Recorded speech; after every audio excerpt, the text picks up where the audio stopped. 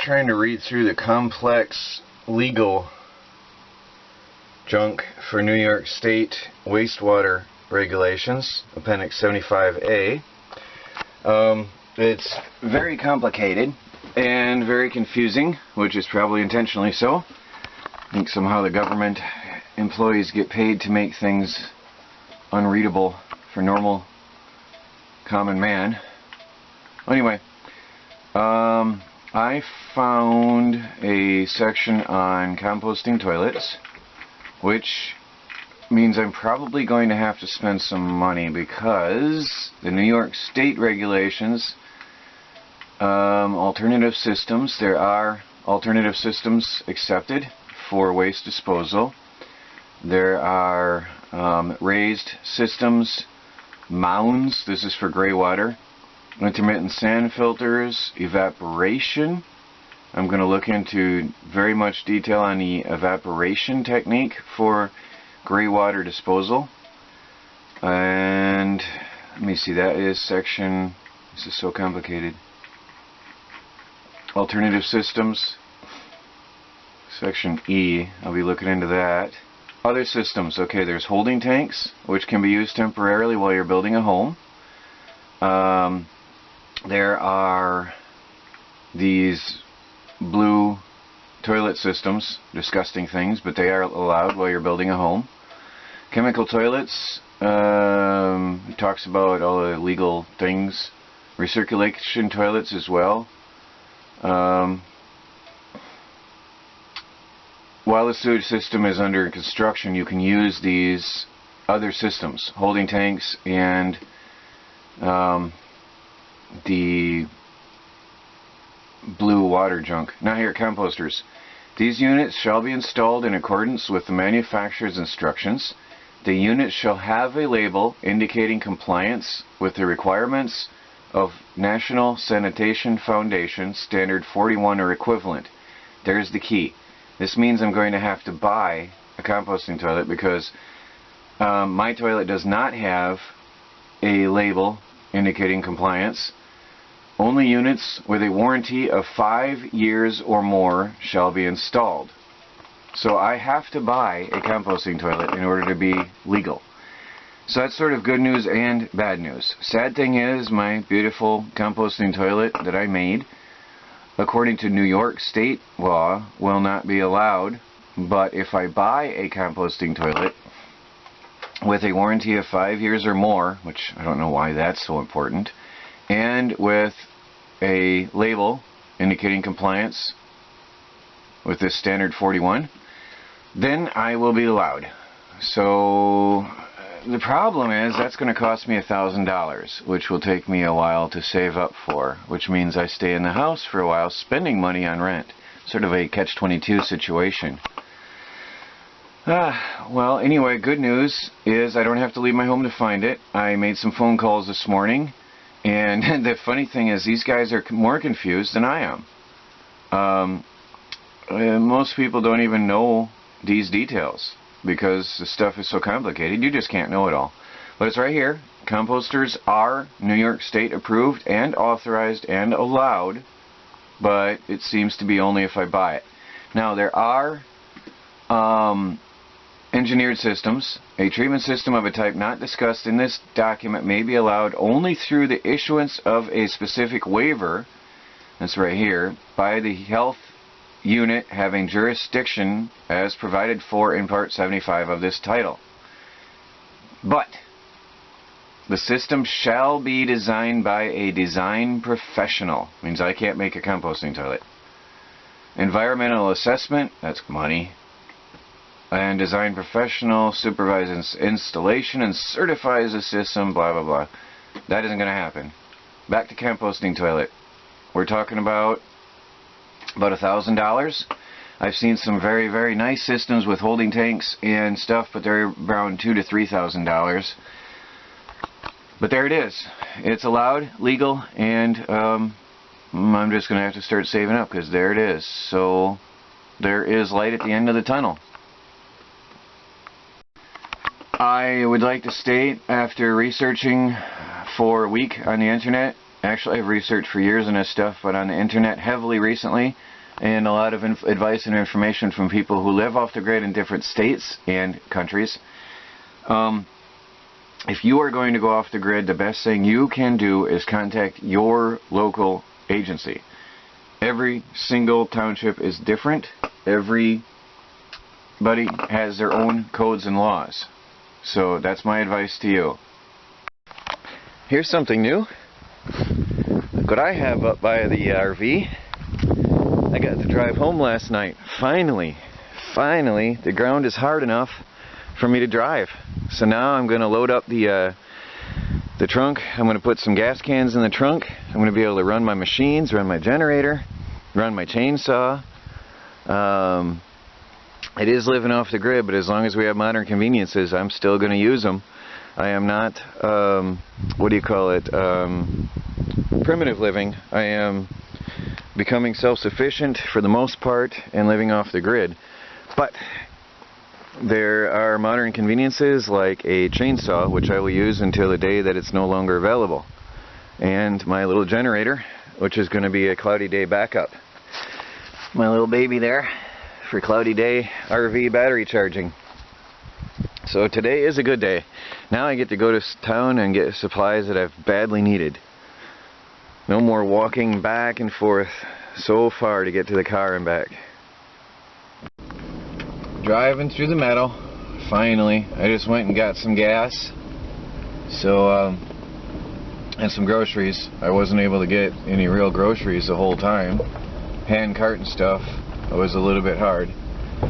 So I'm home with the car and settling in properly now. It's very good. Everything's turning out better. Much better. And the meadow's looking nice. It's better to come home to a clean, decent place. Feels a lot nicer. Well, I just got groceries for the first time because I can drive my car now. I just brought in my little cube fridge. And I'm going to plug it in and see if I can keep my food in here. Let me check the voltage before and after. Let's come over here. Baby cat, say hi.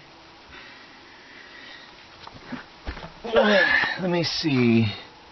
We have 13.8 volts, only 68 watts. Yuck. The batteries are at 60 degrees.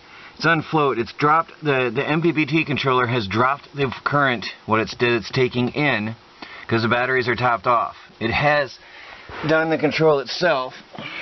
So I'm going to plug this in.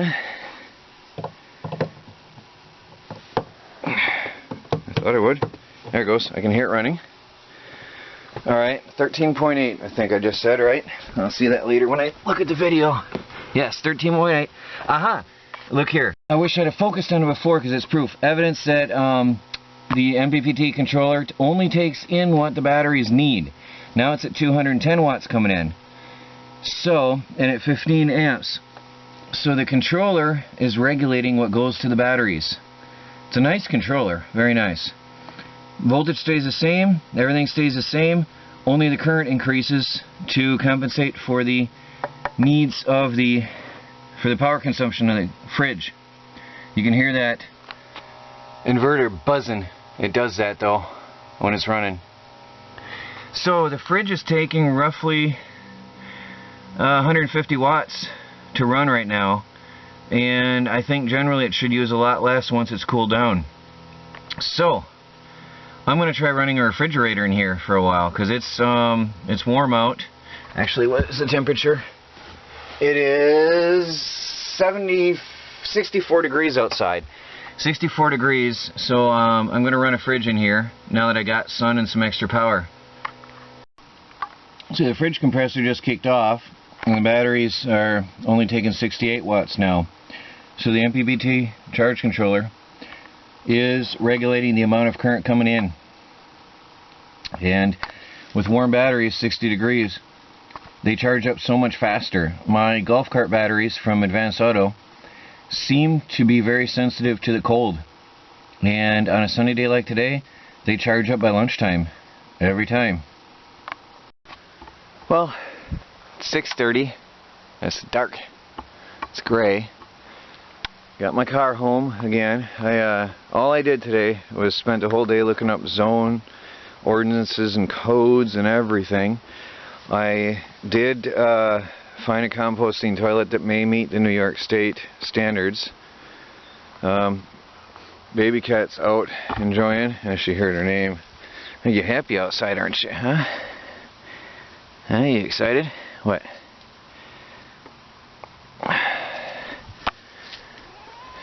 What? She must have found something. Her tail's fluffed. Well, anyway, I spent a whole day researching zoning codes and stuff for my off-grid home. So I haven't even been out at all yet today. This is my first time out. I do say I have a lot of free food growing here. Wild garlic growing everywhere. I need to get the fencing up. Here's some more. The deer have been eating it. You can see they've been cutting off the tips. Sorry, my camera skills are horrible today. There's a piece of wood I missed. Alright, why I am getting rid of the raised bed idea. Wood rots. It's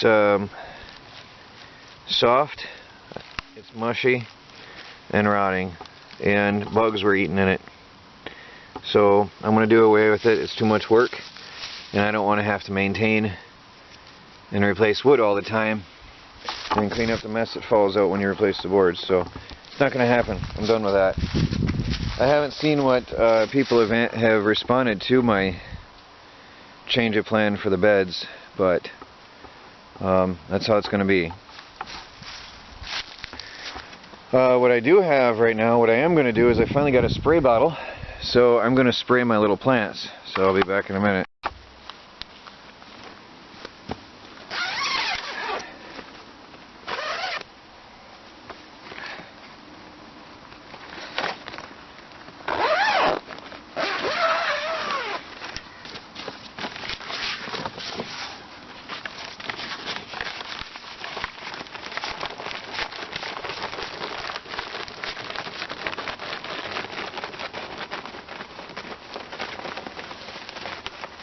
So I'll show you how I go about watering my seedlings.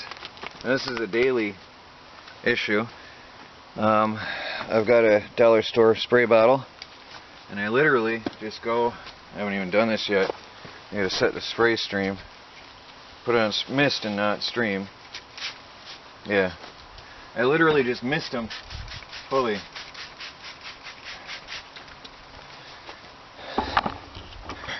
Literally just heavily mist each and every tray. Oops, it's not misting. Why is it switching? That's what you get for dollar store. Now it's streaming. There we go. No, now it's streaming. Funny. So I will. Alright, I have to fiddle with this dollar store thing. I will get it going, but you get the idea, I think. Well, all my babies are nice and wet. Got them all soaked down. This stuff, you have to wet that a lot to get this fiber stuff to be wet. So I sprayed quite a bit, but it only took a quart. This water bottle has a quart capacity, I think. It only took one bottle to water down all of my seedlings, all of my trays, and including what's going to be a mulberry bush, I hope, or tree I should say. I planted mulberry seeds in here that I saved off of a fruit from probably a year or two ago, and I hope they grow. I really hope so. I love mulberries very much. But I'll do this again in the morning because they were neglected today because I wasn't home, and I will start doing it daily. And I still have to plant my lettuce seeds and get that going. But it's a good start for a greenhouse, especially since in some areas the ground is still pretty hard. So anyway, I also brought my garden lights out, my solar path lights. I put some out here in front of the porch, and I've got some neatly oriented all over the meadow, so I have some light at night. Often there's things out here at night. I like to see what's going on. I've got one each by the greenhouse just to make it look nice. So that was pretty much it for the day. I don't think I'll get anything else done. The solar panels here, they had mostly full sunlight from what I could tell. I also got some path lights right here and one in front of the old survival camper. The batteries inside, I don't have to take inside, but they're at about 10.2 volts. So they took a hard hit this winter. I don't know what happened because I wasn't here, but hopefully they'll recover. If not, I'll have to get the Bedini on them. But it's awkward because those are the batteries I use to run my Bedini. So that's a bit complicated. I might have to just bring the Bedini into the RV. I got gas today. Actually, I have 4 cans, but only 2 are filled. So I've got gas to run my machines because this old guy here is gonna get another chance at life. I got this for free a couple years ago. I do have the hood for the front, and I have a snowplow blade for the front, and I have a trailer for the back, which is right here. I got it all for free, and it ran, but the fuel pump went out on me last year. So I got a new one. It was on eBay, so that should be here by Saturday, they say, and hopefully this will run. I'm going to have to use, I don't know how I'm going to do it with the battery. I want to restore the one in it, but I'll figure that out later. The battery in it, I should get that on the Bedini now. Leave that running up till Saturday. See if it'll restore. But that was flat out dead last year. I think I might have restored that one before already with the Bedini, but then it's been neglected for a year. So this little guy will run. That's going to run. I'm going to get the air compressor out and clean this off. And this is going to be a really, really nice tool to have around the area. When it snows, I'll have a snowplow. When I need to haul wood from out in the middle of the forest, I'll have a trailer. Cement blocks, bricks, and all kinds of junk out in my forest shopping mall. I can just go get it. That's just going to be so nice when I get this running. So I really hope it arrives on time. There was no mower deck. I stupidly said no when they offered me the free mower deck with it. I don't know what I was thinking. But it's a nice tractor. Good ground clearance. And I'm going to work it. Going to put it to work this summer.